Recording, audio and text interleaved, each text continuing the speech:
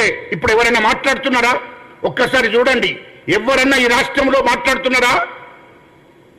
కేసీఆర్, కేటీఆర్, హరీష్ రావు, కవిత, అలపేట పాలేరంటూ నిన్న మాట్లాడాడు.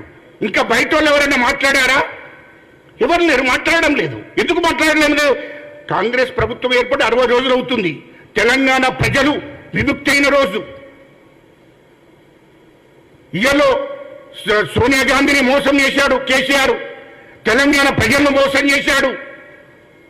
రాష్ట్రం ఏర్పాటైన వెంటనే వాళ్ళ అధికారంలోకి వచ్చారు. మళ్ళీ 100 సంవత్సరాలు వెనక్కు నెట్టేశాడు తెలంగాణ రాష్ట్ర ప్రజలను. ఇయలో 1000 కోట్లు సంపాదించుకున్నారు. తరతరాలు బతికేంత ఆస్తులు సంపాదించుకున్నారు కేసీఆర్ కుటుంబం. మీరు కాంగ్రెస్ ప్రభుత్వానికి నీతులు చెప్తే వినడానికి సిద్ధంగా లేదని చెప్పి ఈ సందర్భంగా